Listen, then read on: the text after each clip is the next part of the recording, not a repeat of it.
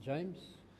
Look, I think that's a great question. I know that New South Wales has got one of the lowest rates of adoption of rooftop solar in the country. I think there are obvious pricing issues with people producing excess power and not being adequately compensated for the power that they're pumping back into the grid. And I think that that's something where more needs to be done in terms of government incentives. Look, I'm speaking my personal view now. That really is the way of the future, and I think in particular with, as you say, turning the industrial areas into electricity generation, that sounds to me like something that would work, and I know that collectively I don't think we've given that the necessary attention, and there's more to be done. Justin? Well, of course, ensuring that we protect the small-scale renewable energy target is an important part of doing that. But I do think the pricing in the tariff regime does need to be looked at. But I know that the group here has found an economically viable model to, pool local community resources and invest in solar rooftop investments on industrial or larger scale than just a household. So if individuals are able to come together and make this happen, then, and I think there's not too much stopping it, maybe government has a role in facilitating that. But I think once that pricing happens, gets to the right point, the businesses will see it as something worth investing in, because of course the price of electricity from traditional coal-fired power is only going up. Thanks, Mark. Okay. Well, I mean, Germany's shown how it's done, and Germany hasn't got any sunshine to speak of. And if you travel across southern Germany by train, you can see all the south-facing roofs completely covered with solar. It's been a great success. The fundamental problem as I see it, is fair pricing. And at present at New South Wales, if I understand correctly, there is no mandatory requirement to pay anything for solar electricity fed into the grid. In practice, utilities are paying between 0 to 8 cents a kilowatt hour, and the retail price of electricity starts at about 25 cents a kilowatt hour and goes up 35, 50, sometimes at certain times of day. So how do we develop a fair pricing system? Well, I think ultimately it's a question of having a much smarter electricity system with smart devices that we can install that can respond to changing supply and demand in electricity.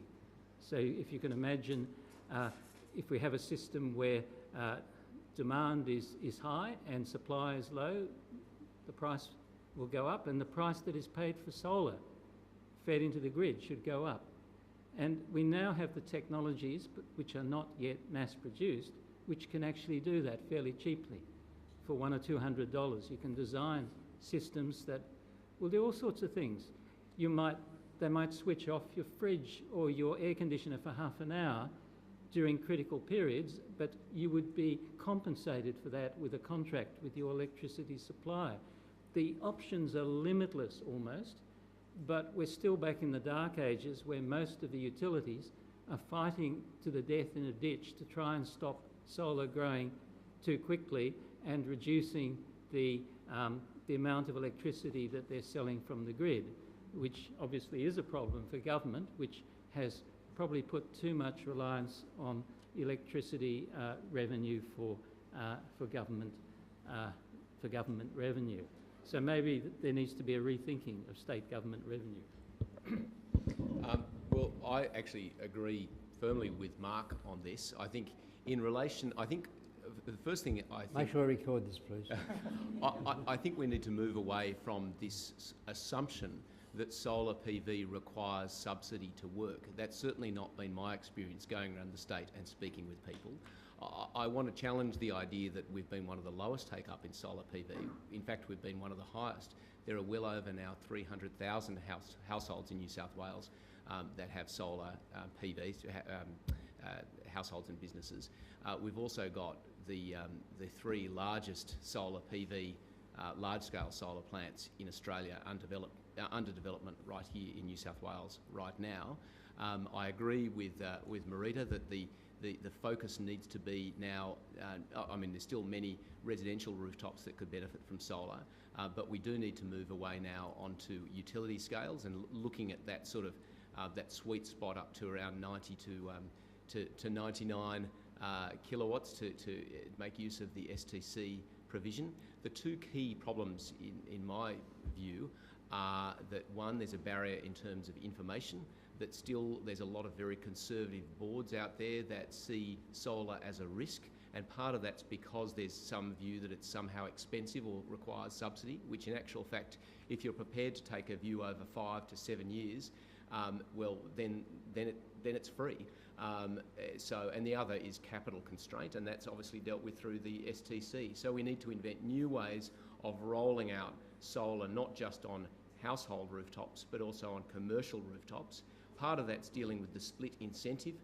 That's, for example, where a building owner might bear the capital cost of putting on the panels, but it's the lessee who gets the benefit of the cheaper electricity. So there are some of those issues that are more regulatory in nature that need to be resolved, and the government is working on them through the release of environmental upgrade agreements, which are targeted to get over that split incentive. But I certainly think we need to move on now in solar from the idea that it requires to be subsidised because it doesn't make financial sense. It actually does. We should be out there selling the benefits. Okay.